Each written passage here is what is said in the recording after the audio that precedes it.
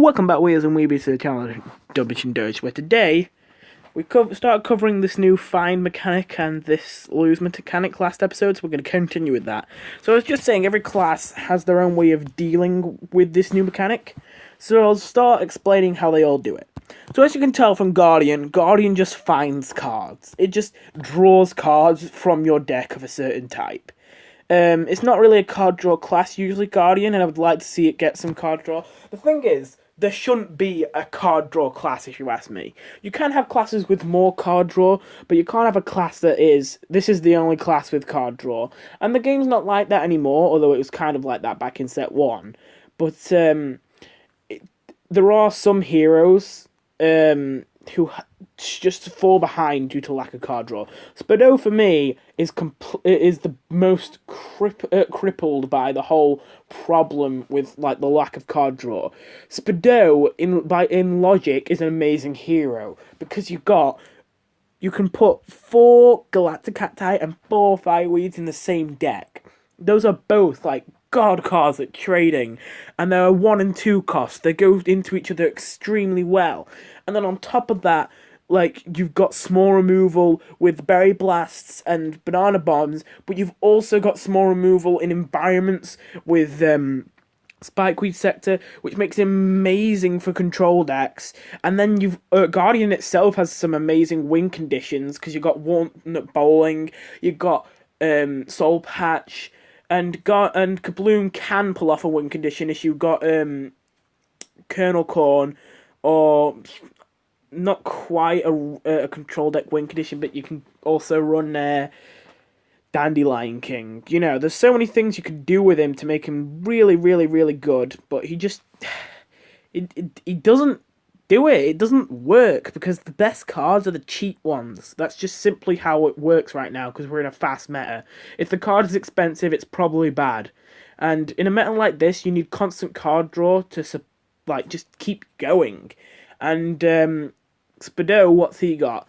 Well, he can conjure Galactic Gardens card, which is very unreliable. Again, you could get complete trash, which only relies on janky synergy, which you don't have in your deck.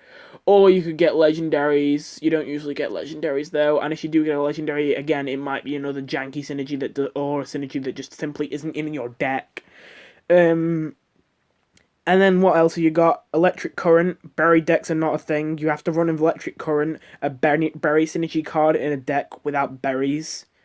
It's also a 1/1/1, which is absolutely terrible. And then the only other thing you have is Cosmic Mushroom, which is a slow play, and Cosmic Knot, which is a slow play. And Cosmic Knot can sometimes actually reduce the quality of the cards by setting their attack to 3. So, yeah, your options aren't very good. Now, that's why I want to be a little bit more careful with losing cards. So, what Sneaky does is it takes cards from the plants. But, there are going to be many ways you can get lost cards back further on. And Beastly, you might think, oh, they take cards from the plants too. But Beastly takes cards from both. I will admit that's not too different, but at the point where I got to what should Beastly do, I didn't actually have many ideas left, I will admit. But that is the idea, though, that Beastly takes cards both from the zombie hero itself as well as the plant hero, whereas Sneaky only takes from the plant hero.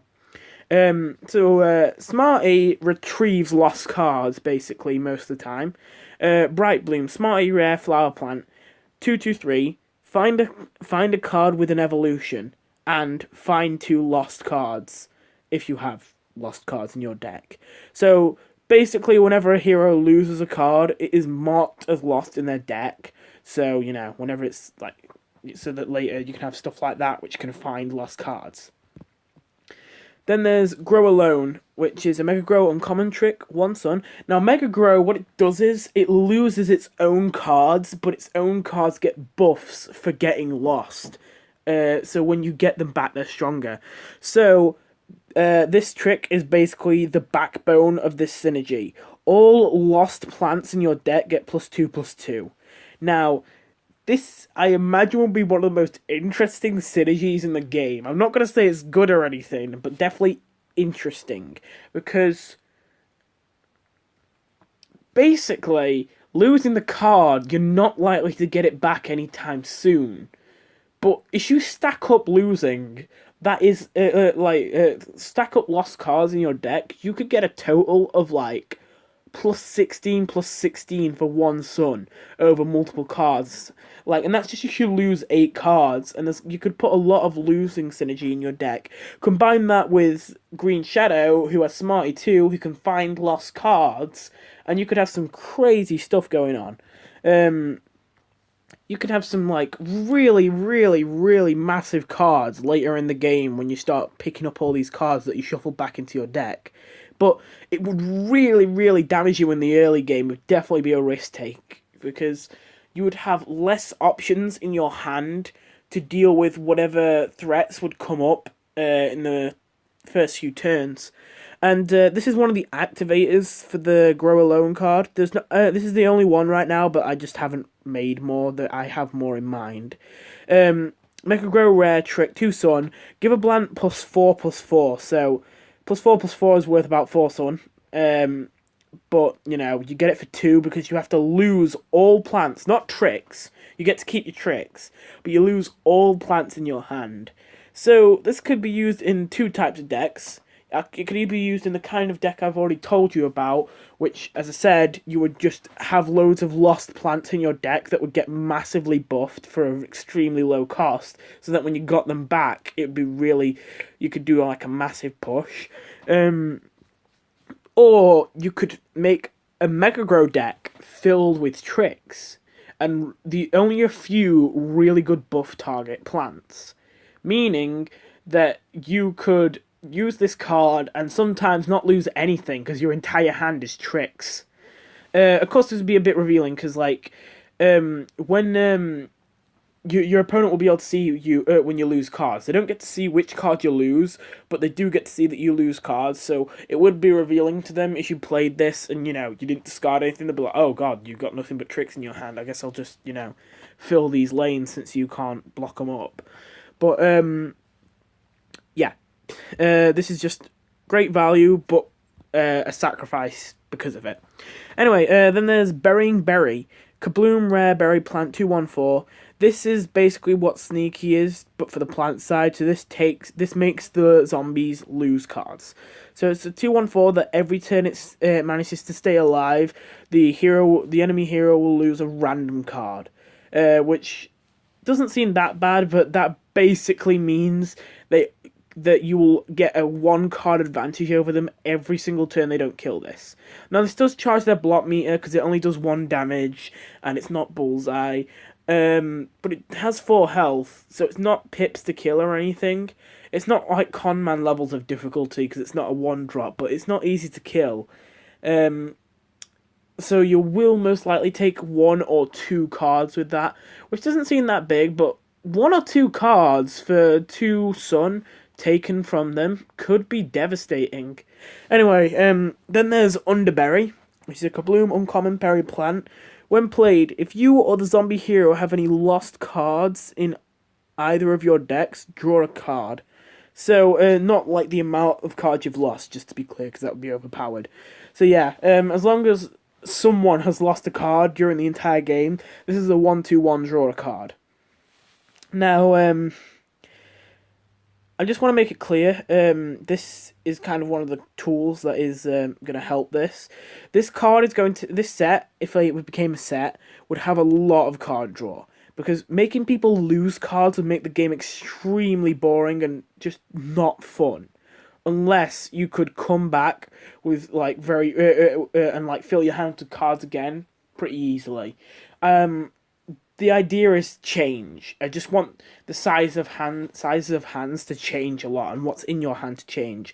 You're constantly drawing a lot, but you're constantly losing a lot. Is the idea.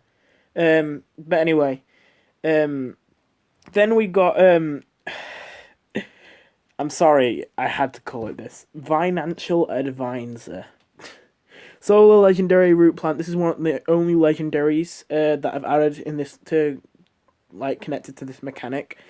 Root plant, it would be a vine plant, but they removed vines, the vine tag and replaced it with root. 106, start of turn, lose a card you can't afford.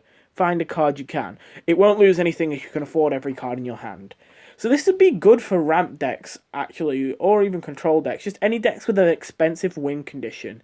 Because if you do happen to top deck it, you'll lose it, but that doesn't mean it's gone. It just means it's in your deck somewhere, but not in your hand. And you'll get a card that's cheap to replace it. So you can't really have a situation where, like, you get this could allow for some really greedy decks where you could put like 12 like cards that cost like 6 or more sun in your deck, and you would still be fine because the financial advisor, as long as you could draw it and it's a 1 cost, so you can put it down straight away, it would just make sure that every single as long as you could get it in the mulligan screen, it would basically just make sure that every single game you would have some option, as long as you hadn't exhausted all copies of all the small removal or just cheap control cards or ramp cards in your hand. Unless you hadn't had exhausted all of those, you will always get an answer to something, as long as this is on the board and there are things in your deck to take. So I think it would definitely be very useful, which is why it's legendary, even though it's not great stats or anything. Anyway, I have lost track of time. I don't know if I'm ahead or behind, so I'm going to end this now.